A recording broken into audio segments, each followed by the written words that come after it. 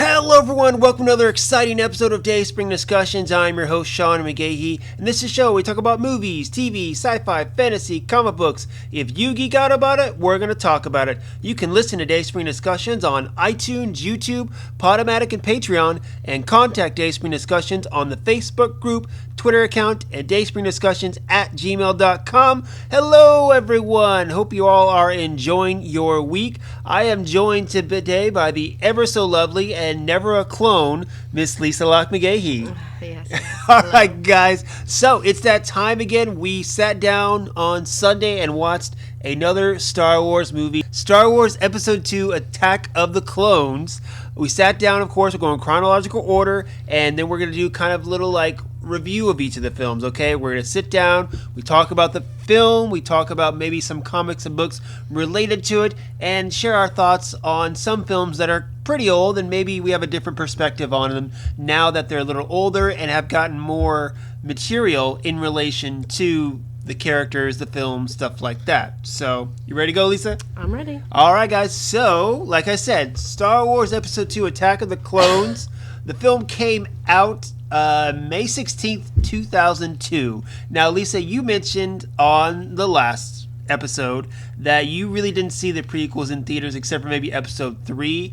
You did not or did see Episode 2? No, I'm 100% sure I did not see Episode 2 in the theaters. Okay. No, I'm 2002, May 2002, I know I didn't. Okay, so I remember seeing it. I went opening day right after school with my mom and my brother, went and saw it. The main thing that really sticks out to me in this film, besides the film itself, was I remember a couple months before it came out, they started the promotional campaign, and the banner that they came up with was the one with Padme and Anakin. And I remember walking to my movie theater, I saw it, I was super excited about it. It's the one where they're facing against each other, their backs are against each other. It said, "A Jedi shall not know anger, nor hatred, nor love." And I thought that was just super cool, really cool, coloring and the way it was and stuff like that. So I really enjoyed, that poster and kind of everything leading up to it. I remember seeing the first trailer. I think it premiered on some kind of MTV show, sometime on MTV, and I recorded on VHS, and of course, so I could watch it over and over again. 800,000 yes, times. Yes, exactly. That's before we had, YouTube, so I couldn't, just click on it. I had to actually record it on my VHS and, watch it 100 times is what it came down to. So that was it. And of course, the big thing about this film was the casting of Anakin Skywalker. It takes place 10 years after the events of Episode 1, and there was a big search for it. Now, at the time, everyone thought the front runner was Leonardo DiCaprio because he was the big young actor at the time. A lot of people were interviewed or auditioned for the role. I know, I think Ryan Philippine auditioned for the role, and he was second or third choice, is what it was too. I could have seen him. Yeah, exactly. I could see him. I can't see Leonardo DiCaprio in this role, but I could see Ryan Felipe. But you got to think they're looking for a young, kind of blonde hairish guy. They all fit kind of that description, so to speak. So, but anyway, yes. So I remember seeing the film, and of course, I remember thinking I liked it at the time, and all of us hoping that it was going to be better than Episode 1. And really it wasn't, because after watching it again on Sunday, I feel like I like it less and less every time I watch the movie. Now, for me, of course, Ewan McGregor's Obi-Wan Kenobi is fine. I think I don't have anything really to say on that because he does his job well. I like his character. This one, of course, the center of it was the Anakin Padme storyline, is what it came down to. And it was horrible. We were talking about it the other night we were watching it. It's like he's a creepy stalker guy. Yeah. I mean, they really do a good job at making Anakin look like a complete, creep in this movie. I mean, he literally, could not be more aggressive toward her. The looks he gives her, if I were her, I would be dude, you are so creepy. Exactly. I haven't seen you in 10 years, but I love you. I want to be with you. It's just too creepy. It's the way he says it too. I mean, the looks too. Yeah, it's the way he says everything and the looks. I mean, and I know it's aggressive. Yeah, it's not Hayden Christensen's fault. I think Hayden Christensen, we've talked about this before. Hayden Christensen and Natalie Portman did a fine job with what they were given to work with. They did what George Lucas wanted them to do. Well, he apparently wanted Anakin to be super whiny and super creepy, and he wanted Padme to be like, I don't even know. I can't even guess. That's a whole nother story. Ooh, he just killed a bunch of people. He's so hot. Yeah, it's I got it. She's one of those girls that thinks she can fix the guy. I guess. That's what it was. Like, killed a bunch of people. I can fix him. He's so vulnerable. That's exactly... I don't know what, but yeah. The Anakin and Padme storyline is a... There's that one comic you never read. It's Tag and Bink, and it's hilarious. If I can't recommend enough, guys. But anyway, they do a little stick where it's these two kids. They're in the Jedi Training Academy, and they're the ones that accidentally erase Kamino from the charts or whatever. So they run away to try to, before people find out, and they end up stowing on the ship that Anakin and Padme are on. Anakin recognizes them from the temple, and they're like, hey, we'll help you out with Padme. So all these like cheesy lines that he says in the film, it's really these two kids that are like giving him the lines too, which is why they're so cheesy. And it's hilarious. I think I've told you several times to read it. It's just great. But if you guys haven't read it, check it out. It's Tag and Bink. But anyway, it's this film. Okay, before we start completely ragging on it, okay, let's do what we did in episode 1, okay? There are several moments that I really like in the film, though. What are some of the positives for you about episode 2, Attack of the Clones? I mean, obviously, Obi-Wan. I really like Obi-Wan. I like his part of the story. Him trying to find out about the clone army, like, tracking Boba Fett to Kamino, finding the cloner. It's a classic Jedi adventure, I think, is what it is, And I like that whole bit. Even like when he's on Kamino, I like the bit, when he's on Geonosis and he's finding Dooku and kind of finding out what's going on. I really enjoy in this story how this is really where you get the first taste of just how Palpatine and Dooku are, or really Palpatine, how he really is like literally 100% in charge of both sides of the war. Like, this really gives you the first taste of that, how he is really manipulating everything. Okay, so at this point, when you first saw this movie, you knew that they were the same person, because you said in episode 1 you didn't know until someone explained it to you. Till the end. I didn't know till the end, yeah. But I knew in this one, yes. Yeah, because someone explained it to you. You said, after episode 1. Yeah. Okay. No, nobody explained anything to me. Someone just said, I'm pretty sure that Palpatine is the Emperor. And I'm like, oh. It wasn't like it was like a whole like conversation. It was just like a passing thing. And then I was like, oh, right. Okay, I totally see it now. Okay, so what are like maybe some scenes or something you like? Moments, maybe even. I don't know. I mean, I like a lot of the moments. Okay, so I like all the Obi-Wan stuff. As I've been watching, like I said, I try to pull a couple moments that I like from each of them. The one I like from this is the elevator scene, mainly because it sets up at the very beginning. Yeah, it sets up Obi-Wan and Anakin's relationship, lets you know that they have been together for a while. They're very close knit. And you have a similar scene in episode 3 there after they crash land on Coruscant, which we could talk about that. But yeah, again, it just it sets up their closeness, which goes into throughout the film, especially later on when Obi-Wan's in trouble and Anakin wants to go help him, but he can't. But Padme's like, well, fine, I'll go help him. You just have to follow me. Along that. Now, the one scene, probably my favorite scene in this film, as far as one of my favorite Star Wars scenes, is the Anakin breakdown scene. The one where after he kills the Tusken Raiders, and he has this little outburst in front of Padme. Some people might find it cheesy or horrible. I think it's a great scene, honestly, given what the character has gone through and what he's feeling. I think it's a great performance by Hayden Christensen. My favorite part is the part where he stops and he's like, I hate them, and his lip starts to shiver. Quiver, yes, quiver. Thank you. And it's just he's so full of anger and sadness. It's bursting out of him where he has he's shaking. And I think it was just a great performance on Hayden Christensen's part. And it really says a lot about the character, I think, in that too, and what he's feeling, all of it coming to the surface, and of course what later becomes of him with that. So yeah, like you said, Hayden Christensen, I think he could done a better job if he had more to work with. And what I always say about the prequels is, if you look at the outline of the prequels, with just the story. The story of the prequels, or the outline of the prequels, I think is very solid. If you just look at them, just as an outline, like, hey, here's what happens in the movie, blah, blah, blah, blah. It's the 2Ds for me. It's directing and dialogue. And especially in this film, it suffers a lot from it. Of course, referencing the book, How Star Wars Conquered the Universe by, what's his name? Chris Taylor? I'm not sure. I think his name's Chris Taylor. But yeah, and there's a little part in there about how when George Lucas, hired Hayden Christensen, and he's directing him, and Hayden Christensen tells the story that, George Lucas is just like, yeah, do whatever, doesn't matter, gives him no direction. A young actor like that who just got a huge part, the biggest part in his life, and, he's looking for a director to help him out, and he's just like, yeah, why don't you do whatever, whatever you want to do. Is that how he sounds? You like my George Lucas voice there? That's really I like good. that.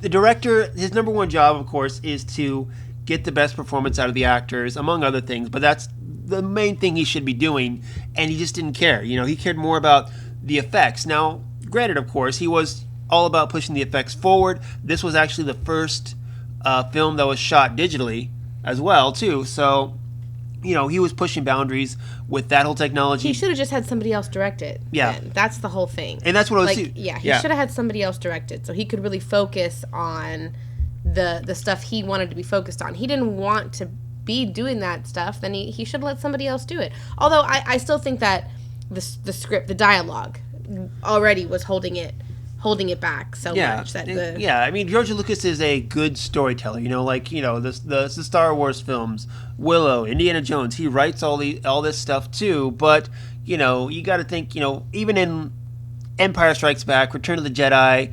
Yeah, he writes it, but there's revisions made. Harrison Ford, didn't say his infamous line like he was supposed to. He changed it right on the spot, allegedly. So.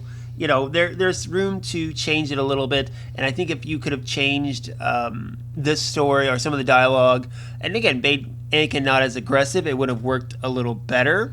You mean with Padme? Yes, with Padme. I think making him very aggressive in the other things worked well. Mm-hmm. I just think that him and Padme.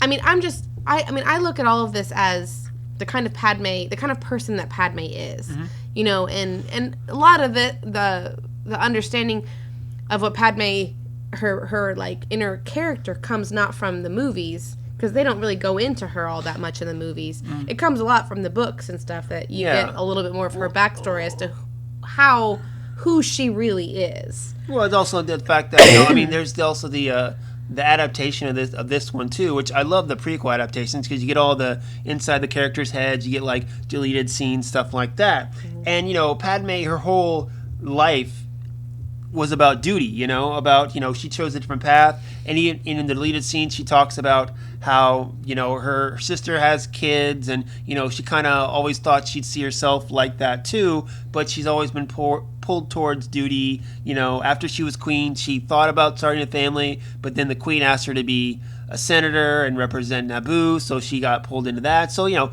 kept putting it off, I guess, for the career instead. So, yeah, she's very driven. She's a very driven character, but she does have that desire, and Anakin brings that out in her. Right, but that's not. That's not so much what I mean. I get that she is. I'm not saying that she's like not looking for love. I totally understand why her and Anakin could fall in love, whatever. Yeah. Being thrown together in the situations that they are together, and especially, through the Clone Wars TV show, where you really get. You actually see their relationship more than just him, this creepy guy that he is in this movie. Where like it makes more sense. Their relationship makes more sense after you watch the Clone Wars TV show than just from this. Because from this, I watched this and I think there is no way Padme would have gone for this guy. Like there's just no way. Yeah, exactly. But then when you watch the show, the Clone Wars show, and you see their relationship in there and how they interact, you're like, oh, I totally see it now. He's more smooth in the Clone Wars than he is in here. They make more sense there. So, and like I've said before too, a lot of the females in the Star Wars universe, you can tell it's written by a man. Well, but I think too, this is also probably, I would say up until Episode 3, I find Padme to be a very strong female character in, like I said, she's up front, she's always, fighting back, taking charge. I'm not saying that she's not. I think he does a good job with that. He has a lot of strong female characters. Mm-hmm. It's just some of the situations are not exactly how I would expect a woman like that to react. Okay, I get you. And again, for me too, I mean, I have my own personal edit of the prequels. It started with this film, actually, that there were deleted scenes on the original DVD that I like so much.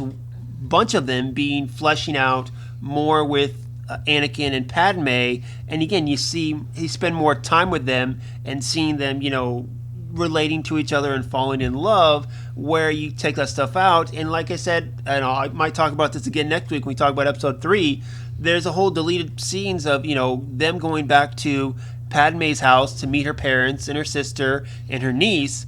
And in the theatrical cut of episode 3, you see them in the funeral procession, like her parents and her niece. And unless you've seen the deleted scenes of episode 2, you have no freaking clue who these people are. So I'm like, what did you edit episode 2 after you were done with episode 3 or what? I mean, you knew that scene wasn't in there. Why did you show them in episode 3? I don't get it. But maybe you just needed to show more people for the funeral. Whatever. Anyway. Okay, so let's kind of dig in a little more deeper here. Like I said, going kind of with characters, I think we've got the main 3 really in there. Obi-Wan, Padme, Anakin. I mean, what else can you say about him, really? I think we've dug in pretty good there. Count Dooku, played by the late, great Christopher Lee. We talked a little bit about this. Yeah, he died. When did he die? I think a year or 2 ago, I think. Hold on, let me look. That's okay, it doesn't matter. We can click on him and find out. We're on IMDb. That's the beauty of it. 2015, yeah, so yeah. But Count Dooku is one of those guys, when it came to the movies, I didn't like him. He wasn't as strong a character. In fact, you didn't see a lot of him, too. Well, it's not that I didn't like him. I didn't really know enough about him to have an opinion. He was just kind of there. And we were talking, through the books, of course, and Clone Wars, you got to know the character more to where, he's a stronger character now than he was in just the films. Well, I mean, and even just recently, I even through the Clone Wars TV show where you do get to know Dooku a little bit better, I still was kind of like, meh, he's all right. But then it's like now that you've gotten that the Dooku audio book, which actually they did put in print form. Yeah, they just got it out in print. Yeah, the Dooku Jedi Lost book, which is about him and Ventress, which is awesome. And then you also get a lot more of Dooku's background in Master and Apprentice.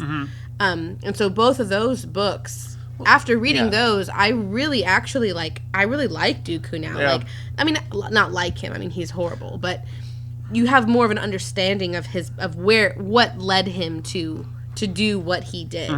Where it makes more sense. It isn't just like crazy. Like he has there's a rationale. I mean, really, he's still just a minion to Palpatine. Because I remember in the episode 3 adaptation, this is going back when episode 3 just came out.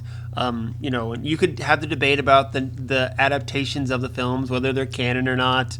I don't want to get into that because I think Lisa and I had a really long debate about that once. They are canon, aren't they? But then there's the whole Poe Rey thing. Oh, anyway, remember? right, But yeah. Let's not get into that. Anyway, but in that there's talk about how Dooku knew who Palpatine was actually, and when Anakin shows up, he thought Palpatine's plan was to turn him and make him another apprentice, kind of like another Ventress, so to speak, almost. But instead, Palpatine's real thing was, hey, he's going to kill you. Yeah, exactly. So like that's why you have that look, I think, in the novel, or the look you get in the movie when Christopher Lee looks over at Palpatine. He's like, wait, this wasn't part of the plan.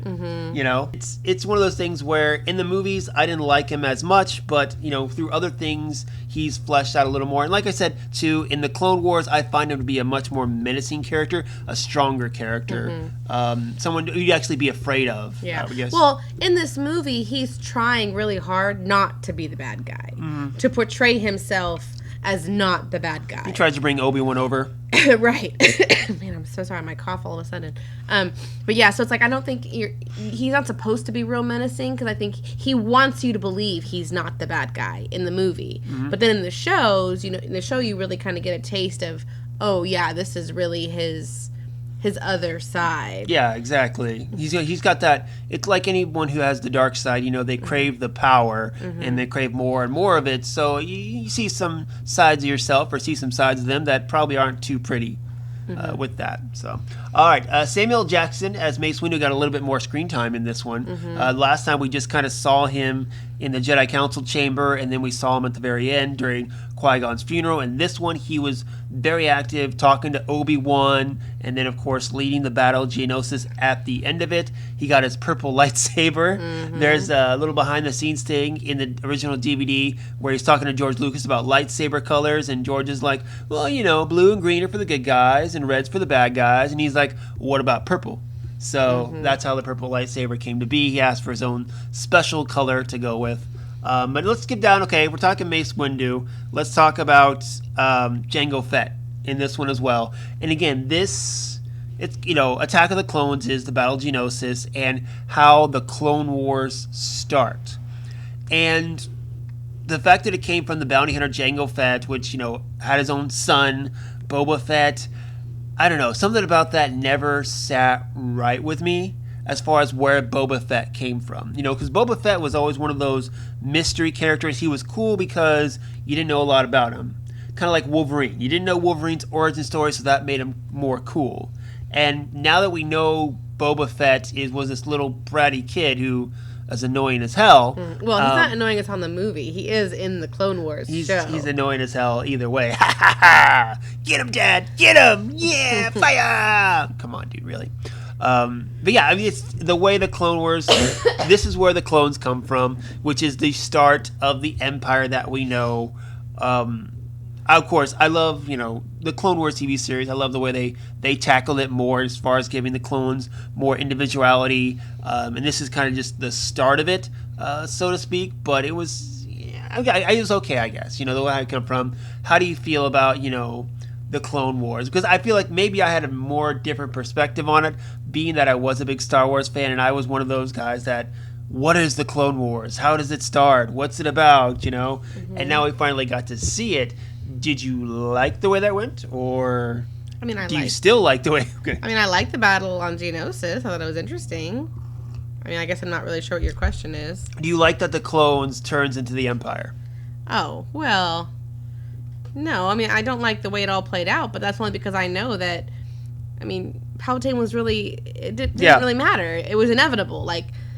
It's all that loss was really for nothing. It was all going to end the same no matter what. And Jango Fett as a character, he was He was just there to progress the story along. He was like Boba Fett. Yeah, exactly. He got his head chopped off. Didn't matter, He was just there. But okay, so let's skip down a little bit and let's go to our favorite character, Jar Jar Binks. Thank God he's not in this. A lot less screen time in this one, but people are saying that Jar Jar's role in this film was in correlation to how much he was hated in episode 1, where George was like, oh, you hate him? Okay, great. Let's have him start the Clone Wars. Where Padme wasn't there, so Palpatine did what Palpatine does and manipulates someone to get what he wants. Exactly. And, Jar Jar, not being that smart, of course, falls for it, like everyone else does. So really can't give him too much credit. And then, of course, from there, in the Aftermath saga, we find out what happens to Jar Jar post episode 3 and the shame he takes in starting the Empire. Do we know anything? He's a beggar on the streets or something, right? Yeah, they just barely. It's not like a huge thing. He just kind of in passing in that book. That's it. Yeah, exactly. No passing. We don't find out his actual fate or anything. No. It's just in passing. Beyond just seeing him on the streets. Yeah. Okay. All right. Let's go to Yoda. Yoda. Okay. So, like I was talking about last time, in episode 1, when it originally came out, he was still a puppet. This was the first time we actually got to see him completely digital. And now we know why, because of the badass Yoda fight sequence, which everyone flipped out about that first night in the theater. We were like, ridiculous. Oh my God! But it was after 30 years or 25 years or whatever, it was Yoda fighting. And, he looked like a little tornado. The episode 3 fight was better. I'll give you that with Palpatine. But this one, it was, he wasn't just, weak little Yoda that couldn't move more than a turtle's pace. He was conjuring up the Force and, like a Tasmanian devil, almost literally. And it was, as a Star Wars fan, it was super cool, I don't say I hate that fight sequence, but, obviously, like I said, I liked episode 3 one better, but it was just cool to see Yoda I just thought with a lightsaber. A little unrealistic. It's Star Wars. I know, I guess. What are you doing? Nothing. Okay. Anyway, she's messing on her phone. But with the stuff with Anakin and his family, you had the actor, what's his name? He's Joel Edgerton, before he was actually known, playing Owen Lars on that one. And then, of course, you had his girlfriend, Beru, becomes his wife. We know later on these are the people who will raise... Wait, who played Uncle Owen? Huh? Who played Owen? Joel Edgerton. Oh. Joel Edgerton, yeah. He's... Now let's go to the full cast list here. He is... They don't even hardly show his face. Yep. Joel Edgerton. Owen Lars. Yeah, he's in it, of course, very briefly. But it was before, people started recognizing him, too. He started getting those bigger roles, becoming a bigger actor, stuff like that. So, people are talking about how they want him to come back for the Obi-Wan series, too. That would be super cool. Now that he is a known actor, we know how good he is. Have him come back and play a part in the Obi-Wan series, at least a little bit. What was it? What was I listening to? Maybe was it Force Center I was listening to, or something like that, about Owen Lars and kind of him and Beru and, what they're feeling as far as, raising Luke and the events of how the Skywalkers and everything have affected them. Just an interesting perspective, something I think could be explored in the Obi-Wan series a little bit. But yes, Joel Edgerton as Owen Lars, his Anakin's stepbrother, along with that too. But anyway, now as far as books and comics that are surrounding this one, comic-wise, I don't think I mentioned it. I might have mentioned it last week. Was the Obi-Wan Anakin one? Takes place about 5 to 6 years maybe before this film, and I reread it actually last week in between watching the two films, and I enjoy it. It's written by, I think, Charles Soule, who's going to write the Kylo series, but it's just a 5-issue miniseries, and basically in the middle of Anakin's training, he thinks he can't cut it as a Jedi and wants to leave, and they go on this mission, him and Obi-Wan, and he ends up staying. But the most important part, I think, of the series was at the end, Obi-Wan talking to Yoda and realizing that if Anakin leaves, Obi-Wan must leave as well to protect him, because he knows the dark side or the Sith will seek him out and try to convert him or maybe even kill him. So that's probably the most interesting part of that whole thing. As far as comics, not a lot of other comics surround this kind of area, between or even after, because the Clone Wars animated series, eats up a lot of the time and the stories in between, episodes 2 and 3 for that. The books we mentioned last week, Queen's Shadow with Padme in there. Mm-hmm. Also ones, like I said, Dooku. Not a lot as far as books in between that time frame. Really just Queen's Shadow as far as, what happens there. Mm-hmm. Of course, we get more post Episode 2, between Episode 2 and Episode 3. So let's talk about that a little bit as far as, Clone Wars. I've seen several interpretations of the Clone Wars. First being the Star Wars Republic comic. Then you have the 5-minute shorts animated as well. And then, of course, the Clone Wars animated series. And really, what I say is the Clone Wars animated series helps make the prequels more enjoyable because of the fact that, it helps flesh the characters out a little more. I love the Clone Wars animated series. I mean, I like the Clone Wars animated series way better than I like any of the prequel movies. Mm-hmm. I mean, because you really learn about. I mean, it just I prefer the voice actors that in those, the characters, the way that their relationships are. Yeah. Obviously, I love Ahsoka, so yeah. And I've talked about this too. How sometimes I'm watching the prequels, like Episode 2 and Episode 3, and I'll close my eyes and I'll imagine the voice actors from Clone Wars saying the lines with little different inflections, like I know they would, and it would be better. It would be better. Like, yes. Like give me like an animated, interpretation of Episode 2 with the Clone Wars actors. Mm-hmm. I think it'd be much better for that. All right. Well, I don't think I have anything else to say about Episode 2 except for the fact that thank God we done. And it's over with. Yes. I was thinking about this earlier today, the quote from Episode 3 where at the beginning where Anakin's like, this is where the fun begins. And honestly, that's what I feel about now with our rewatch. Because we're through the 2 worst Star Wars films. And with the Clone Wars movie, I sometimes go back and forth as far as which one I like more / like less, Episode 2 or the Clone Wars movie. Which would you rather prefer to watch? The Clone Wars movie. Okay, so you still put that above. I don't put it above Revenge of the Sith, but I definitely put it above Episode 1. Yeah. Sometimes Episode 2, depending on what mood I'm in. I like it. I like it better than Episode 2. Okay. Well, that's fair enough. But yeah, so now we're getting to what I would call the decent ones. I mean, some people still gripe on episode 3. I don't think it's phenomenal, but I always say you can just watch episode 3 and you really don't need to watch episode 1 and 2. Obviously, they're episodes 1 and 2, so if you want the complete saga, watch them. But if someone comes up to me and says, hey, I want to watch Star Wars, what should I watch? I'll start them off the original trilogy. Then I tell them to go back and watch episode 3 because you get all the backstory you need is in episode 3 as far as the rise of the Empire, the fall of the Jedi, Anakin becoming Darth Vader. That's all the basic stuff you need. And then you can jump forward to episode 7 where you don't need to watch episode 1 and 2 in my opinion. Aside from a couple references that you get in the film, I think everything you need is in episode 3. But we can talk more about that next week. But we're through episode 2, episode 1, thank God. We're getting to the better films in my opinion. So, but that's about it. Anything else you want to talk about? No. Yeah. I will say in regards to Star Wars, of course, we were talking online. People, of course, got excited about the trailer that came out this week, which I did review on, guys. So you can, check it out online. I shared my thoughts on the trailer. Did you want to talk maybe a little about it real briefly or no? I don't know. You know how I am with. I don't like to. I just say, did you like it? Or no, I did. I did. Or were you expecting something else? No, I mean, I liked it. I didn't. I don't want to get the plot of the movie in a trailer. I think most trailers that give you too much story, they're either too misleading on purpose or they give away too much. So I like when trailers are very vague. And I think what I did, I didn't see, I don't know what the story is. I have no idea what this movie's going to actually be about. But I think there was enough stuff in there that has me good and confused, but that looks really cool. Yeah. So John Campea and Robert Meyer Burnett tore it apart.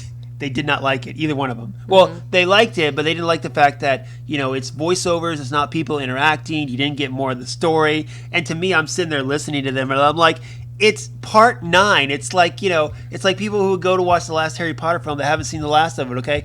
If you've watched, all 8 episodes, or if you watched episode 8, you know what's going to happen in this one, okay? It's the Resistance versus the First Order, the final battle, the wrap-up, okay? Yeah. That's all you need to know. Yeah, that's all the trailer is trying to do for this one. It's everyone who's going to go see it is going to go see it. Exactly. This is just to give you a taste of the visual images of the movie. Yeah. It's not going to tell you anything. We don't need the story. Yeah, I said too, as a Star Wars fan, I didn't even need this, no. I didn't need the trailer at all, but we got it. And of course, the general fans need it, to more entice them, of course.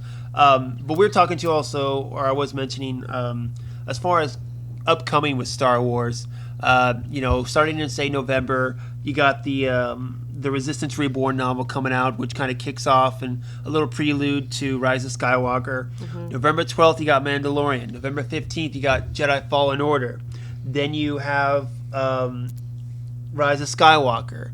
And then in February, you get Clone Wars. So within the next 4 months, as a Star Wars fan, there's a lot to be excited about. Yes, there is. So definitely for that. So, all right, guys. Well, that is it for us today. Of course, fire back on the Facebook group, Twitter, and Gmail account. Let us know what you think about episode 2. And then we'll be back next week. Sunday, we're going to be watching Revenge of the Sith. So we'll be back sharing our thoughts on that film. But until then, go out, live your best life. And until next time, may the Force be with us all.